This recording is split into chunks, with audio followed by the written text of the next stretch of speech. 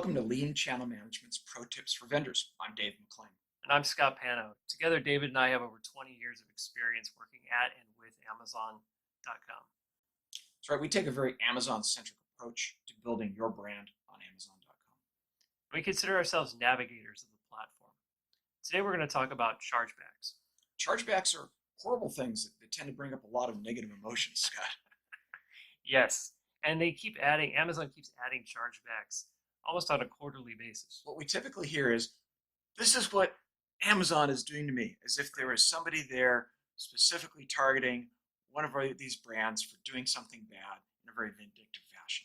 Right, and the thing that vendors do not consider is that Amazon acts very differently than any other retailer. So Amazon's standards are evolving, and they will continue to evolve, and there will continue to be new and different chargebacks. And why is that, David? Well, Amazon looks at chargebacks in two ways. One, if you do something that significantly adds cost or adds labor to the process of receiving a product, getting it in, and then shipping it out to a customer, Amazon wants to be compensated for additional work that they go and do. They have a very, very high expectation of a very simple, seamless process. If they have to stop and say, wrap your product in bubble wrap, put another label on it so they can scan it, that's going to cost you some money, for example. Right, or if you tell them you're going to ship it on X day, and you ship it 4 days late, you're probably going to get a chargeback. Yeah, so that's a chargeback that is intended to go and create a negative environment so that you change. It's something it's a punitive chargeback to get you to change your behavior. Amazon absolutely doesn't view these as profit centers, although clearly there's some level of profit that's involved there. What they're trying to do is trying to get you to change your behavior so that you create a very seamless experience, a very simple experience for the product coming in and flowing through to the customer. And new chargebacks always come with probably 3-month grace periods. Yeah, quite often. I mean, their intention is to give you enough heads up to go and sense that you're in violation and to solve the problem. Right. Again, I want to say it again, and I'll probably say it a couple more times.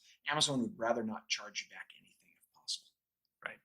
And one big thing that all vendors should do is monitor your chargebacks to understand what you're doing wrong and how to change those issues. So I can do that where, Scott? It's all done through Vendor Central. Yep. There's actually now 3 sections within Vendor Central where you can see your chargebacks. So I can get a heads up on the home page when I log in there. I can take a look in the operational performance section, which is under the whole different area. Yep. And we can also see chargebacks in the chargebacks area where there's actually a listing. And sometimes Amazon is wrong about your chargeback. What should they do, David? Well, that's where you can contest it. And surprisingly, that's one of the biggest features of Vendor Central that was built out very quickly is the ability to contest chargebacks. And you can look at all of the data. You can dive deeply into the data as to why you're being charged back. You can see if it's an error.